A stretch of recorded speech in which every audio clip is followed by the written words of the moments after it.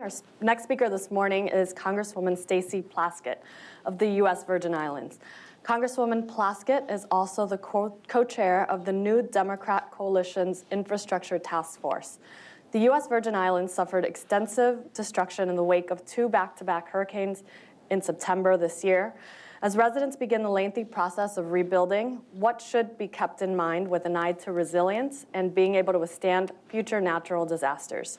For more on the infrastructure-related needs of the Virgin Islands, we are pleased to be joined by Congresswoman Stacey Plaskett. Bob, back over to you. Thank you. Please, take a seat. Thank you. Oh, thank you so much. There's a big hearing today in the Senate where the governor of Puerto Rico and the Virgin Islands will be testifying on the devastation caused by the hurricanes. Can you update us on what your constituents are going through, the energy needs and other type of needs? Sure. So as many of you are probably aware, the U.S. Virgin Islands were struck within 2 weeks of one another by two Category 5 direct hits. Both Irma and Maria hit the Virgin Islands. And this was the only time where all three of our major islands were completely devastated. In past hurricanes, we've had the benefit of having one island still intact, which became the base camp. So all of our utility systems were lost. Both of our hospitals have been destroyed. Our clinic as well destroyed on the island of St. John. Most of our resorts will not open for at least 1.5 years. We've lost this tourism season, and about 8 of our schools have been condemned as well. So as we speak now, and the first hurricane struck September 6th, we're at about 30% power on the islands. Most of our major infrastructure is still being using generators for electricity. And our hospitals, we have 2 functioning operating rooms where people are doing emergency services. And all of our inpatients, dialysis patients, et cetera, have been medevaced off of the island. So they're basically being triaged, treated by the doctors that are there, and then sent off if there's long-term needs. So 1.5 years for the resorts to open. It's going to take that long. Yeah, and unfortunately, you know, this has been a cascading effect in terms of our economy. As many of you might be aware, in 2004, when Congress changed the Jobs Act, we lost a large knowledge-based sector in our financial services with the changes in laws and sourcing. And then the Great Recession hit, which, you know, as many people in the world say, when America has a cold, the rest of the world has the flu. That affected us as well. And then in 2012, our largest employer, an oil refinery on St. Croix, shuttered and closed. And so our unemployment went up to 18%. At that time right now, our GDP is 50% based on tourism. And with these resorts closed, this is going to be a huge hit on our economy. Just mentally, how are your constituents doing? I mean, 30% is not a high number, and day to day, that is, I imagine, a lot rough. of cold showers. I'm sick of cold showers. I mean, are they? And what is the expectation by the end of the year? And what? I mean, they're talking about maybe Christmas. Most of us will have power. Definitely by February. I mean, but you can imagine anywhere else in the United States, to say something that you're out of power for 2 weeks, there would be rioting in the streets. Virgin Islanders have a tenacity that is beyond, I think, what people on the mainland can understand or can live with, is we are used to being forgotten in America. We're used to having to pick ourselves up and do things on our own, not getting the attention or the resources that the rest of the world gets. So day after Hurricane Irma, when St. Thomas and St. John were devastated, people on St. Croix were loading fast boats, speed boats with supplies, with whatever was needed to the people on that island, because we take care of one another. St. Johnians who have, St. John has maybe 10% power right now, but the people there organized themselves. They got their elders, children off of the island, onto the island of St. Croix. So we're extremely resilient. People were out with machetes, their own chainsaws, chopping and clearing the roads. So while we are frustrated that we don't get the attention or the support maybe that a 3.5 million place like Puerto Rico is receiving. We recognize that this is our islands. Most of us came there not of our own volition, but we've made it our home, and we are going to make this work. This is going to still be America's paradise. As a member, what are the challenges, because you need resources, and a lot of, I imagine what you do is educating other members about, yes, this is U.S. land. Completely. And we're part of the draft. Right, exactly.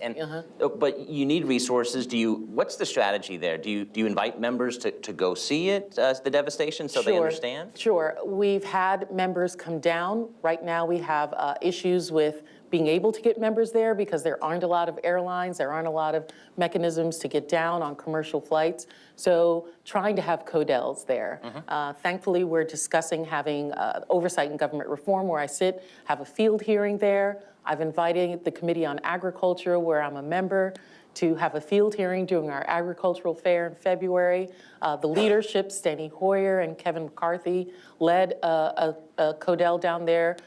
Senator Murkowski brought a large contingent that included transportation infrastructure members to the Virgin Islands just recently. So that really tells, it's shocking when members see what's really going on, and because they haven't heard, they haven't seen the pictures to be on the ground.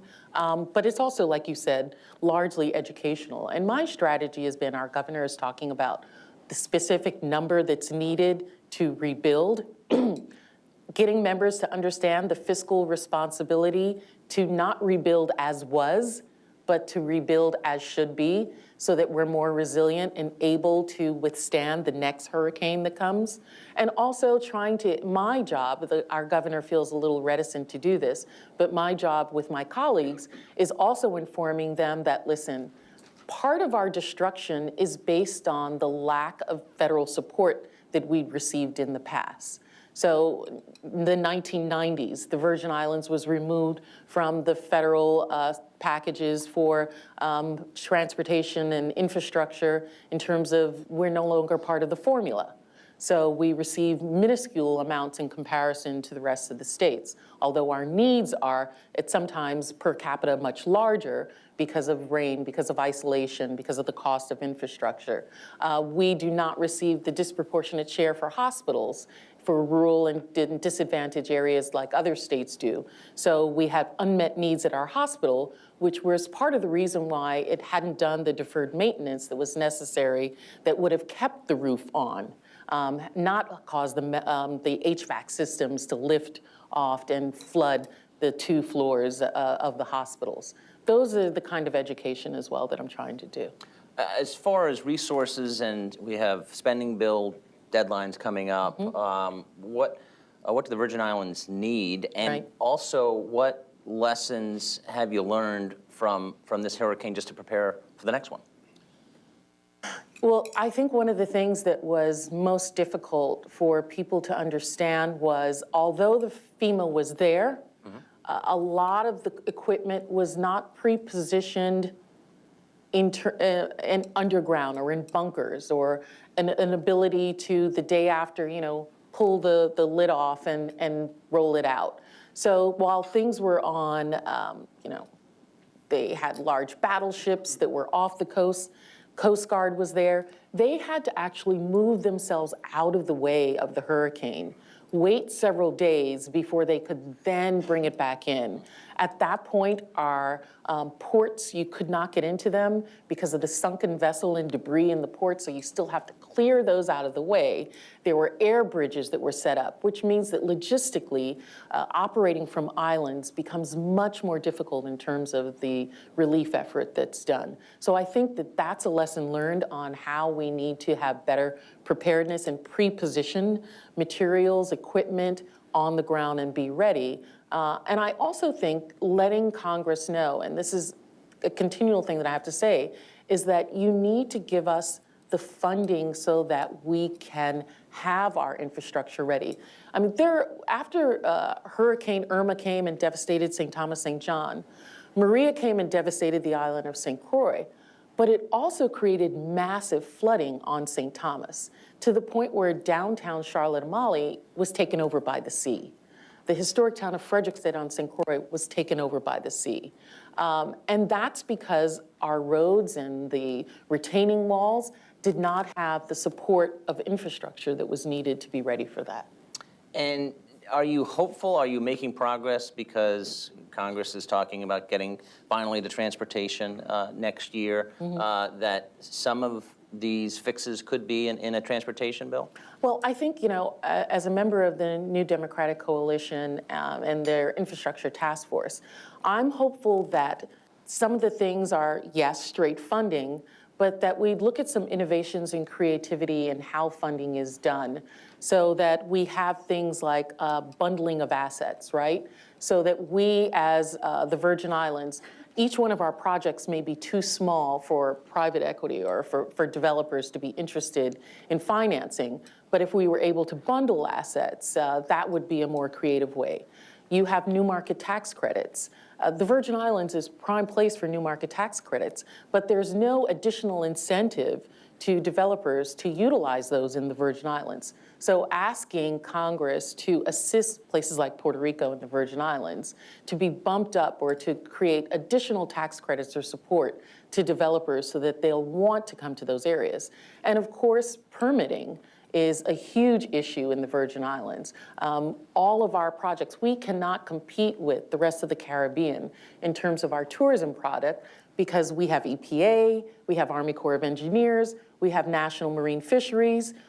Antigua, Barbuda, St. Martin don't have those issues. They don't need those types of permitting to be able to create their new port, their dredging projects. How do you fast track our permitting, which are essential economic drivers of our community, as opposed to someone's, you know, when you put in a permit with Army Corps, it's in line to whatever is in front of you.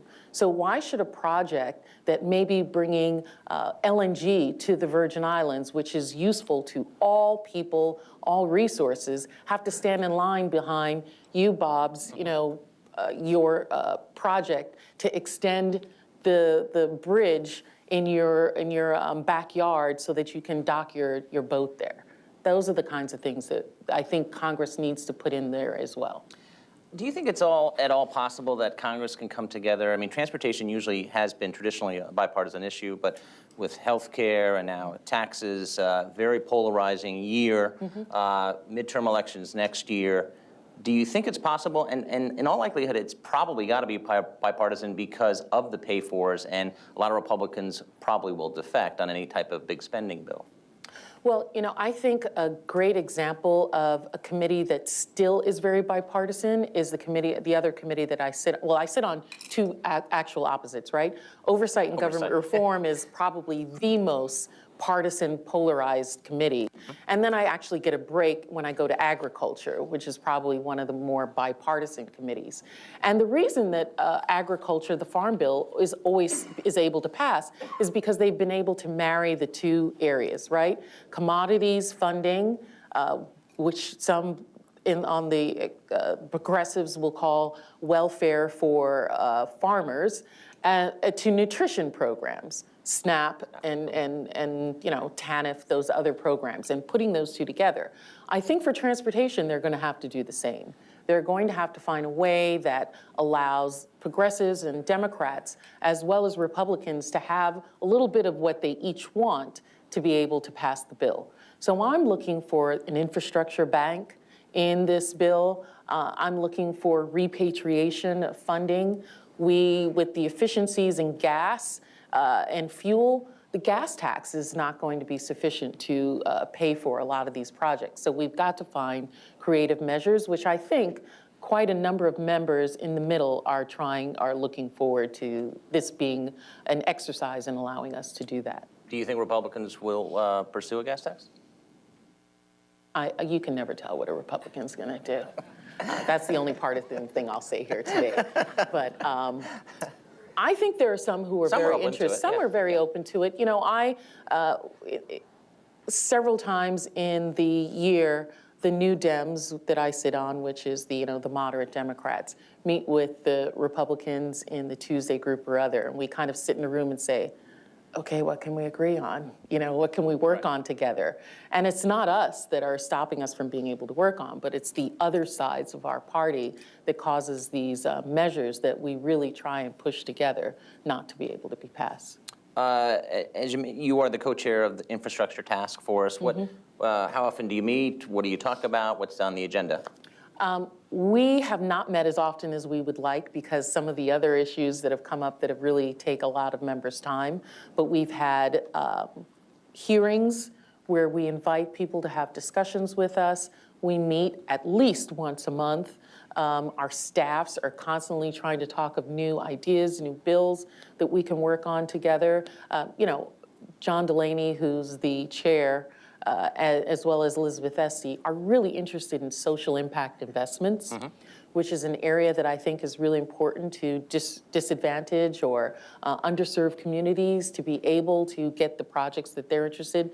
Those are some of the things that I'm working on and the Infrastructure Task Force is working on. The discussion about the infrastructure bank, talking about you know, different mechanisms and creative mechanisms for how can we reach those across the aisle to be supportive. What I was talking about regulatory changes, fast tracking some of these projects.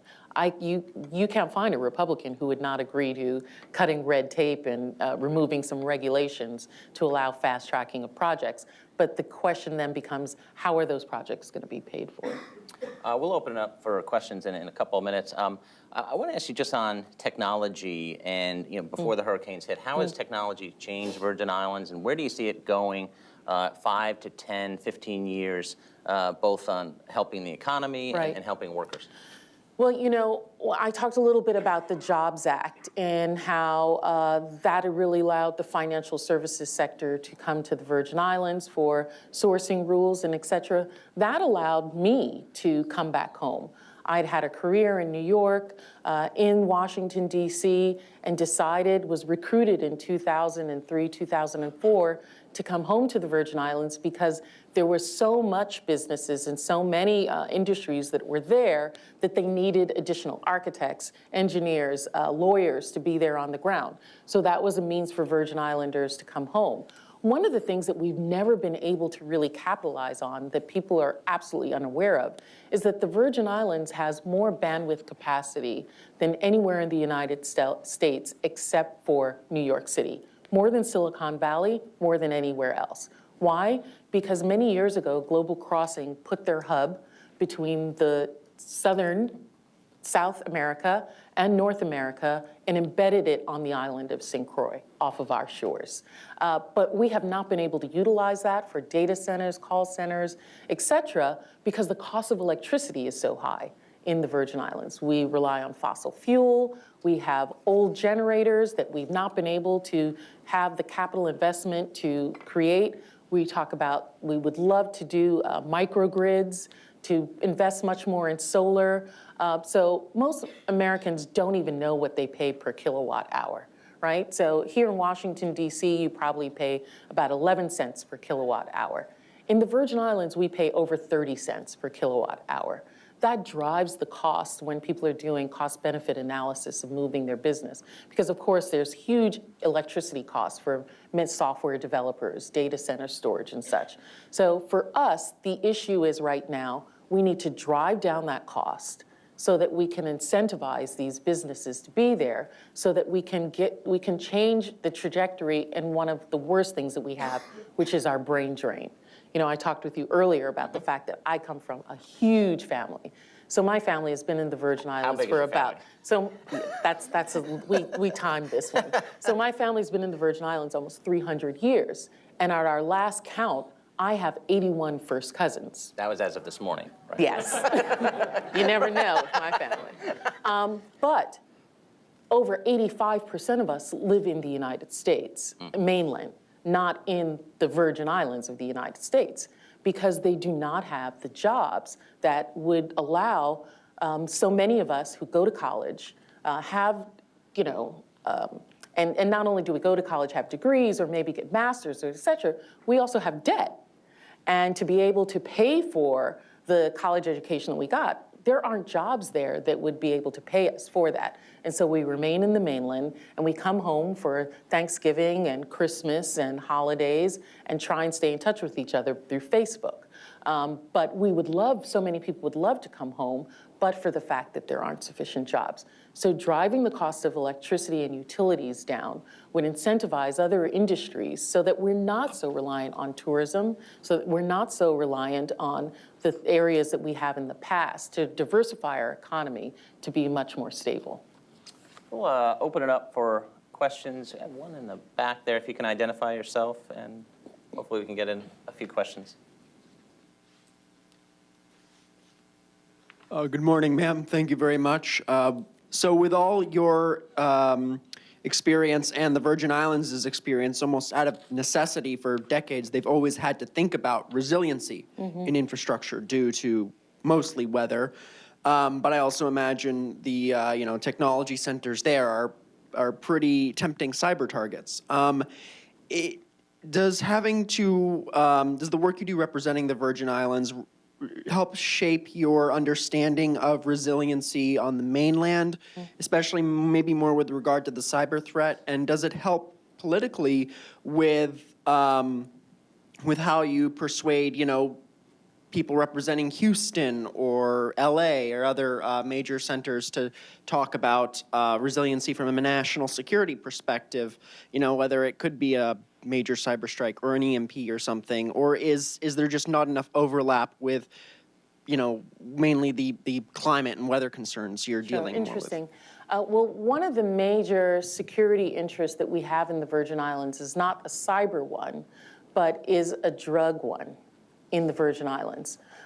People have to understand that the reason that the Virgin Islands has had 7 nations own it over its years is because of its geopolitical position, its geographic position. We are the most easterly point in the United States, and we also sit at the mouth of the Caribbean. So in World War I, that was the reason for purchase by the United States. The Danes had it because it was commercially very viable position for them and their enterprises in the Western Hemisphere. But the most enterprising entrepreneurs and business people we have are drug dealers. And they recognize that as well. And in the last 5 years, the Virgin Islands and Puerto Rico have moved from less than 10% of the drugs in the United States coming through those islands to about 17% of the drugs that come into the United States come through the Virgin Islands and Puerto Rico.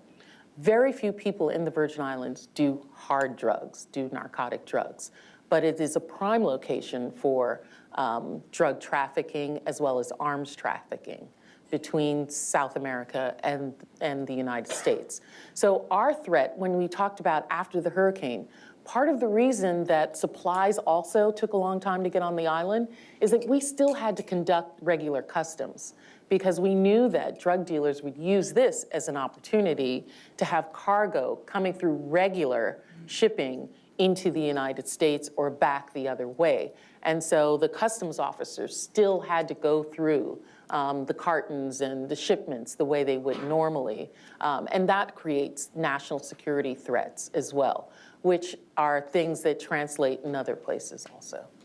Thank you. Question right here. Oh, and we did have some cyber hacking during the hurricane because people were not as vigilant. A lot of wire transferring that was done that was absolutely disingenuous, yes, illegal. Good morning. Tess. So you said build it as we should. In designing sustainable communities and talking about microgrids and utilizing all of your natural resources and utilizing your waste energy, using the winds that come through, and are you in the process of doing some strategic planning to come up with an overall design of what you would like to come up with requirements for building codes and all of those things to build homes that are earthquake-proof or hurricane-proof, all of those things, integrating your agriculture into your power grid and all of those things? And then the possibility of how can private sector engage with those opportunities. That's excellent. Interestingly, I was on a phone call last night with former President Clinton about this idea, the creation of a 5-year plan that really rolls out what we would like to look like. We have really good building codes. There's but so much you can do to prevent 2 Category 5 hurricanes from destroying anything that is in place. And we know what we would like. We just don't have the funding to be able to do what we think needs to be done or to be supportive. To put everything underground, all of our utility system underground in the Virgin Islands is it's about $4 billion for a population of 110,000, because we have 3 islands, because we have to duplicate services. We have to have 2 generators because the trench, we fall within the San Juan Trench and there's no pipeline that can go between the islands. So we understand that we would need microgrids, we need solar, we need other kinds of mechanisms, we need composite poles. You know, I see poles being brought on to get power back up, and they're wooden poles again, right? Because that's what we can afford. When we know that composite poles would be ones that would be able to bend. We know that although we can't put everything underground, at least if we were to put a quarter or a third of the territory underground and create kind of like fingers, right? Where these areas would be underground and then it would be easier to shoot those out. We'd love to be able to do that, but we don't have the funding to do it. And so my discussion with members of Congress is that, yes, here's what it should look like. And we have exhausted ourselves in creating what we would like ourselves to look like. But we don't have within ourselves, because of the type of funding that we receive, the capacity to do it ourselves. Most states receive between 23 and 42% of their general fund is federal funds. The Virgin Islands and Puerto Rico, 14% of our general fund is federal funding. And the argument they'll say to you is that we allow you to keep your federal income taxes, so that should be enough to sustain you. Well, if a third of your population is in poverty, how much federal income taxes do you think you're going to have? You know, I grew up in New York City, and that sounds like a scam if I've ever heard of one. That sounds like, you know, a bait and switch to me. So if we receive the appropriate funding and support and creating mechanisms to allow P3s to work appropriately in the Virgin Islands, then I think that would allow us to create the kind of thing that we need to. Most of the homes after a Category 5 should have been wiped out. But a lot of these homes, which had been through Hurricane Hugo and Hurricane Marilyn, were the ones that were still standing. My father-in-law, my in-laws were on the island of St. Croix, and we kept begging them. We were like, please go down to the shelter. We're not there with you. We can't take the stress of wondering what you're gonna, what's gonna happen. My father-in-law's a character, so I'm like, you could be entertaining everybody all night long in the shelter. And he insisted, because they've lost their roof in every other hurricane. Every other hurricane, the roof is in line. He's like, I've got these hurricane clips, and we did the concrete pour on the roof. And I was like, that man doesn't know what he's talking about. But sure enough, their house lasted. And the houses that had been destroyed in other hurricanes lasted. So we have the technology. We just need the support financially to be able to fund how we would like to look. Thank you for joining us. Please thank the Congresswoman.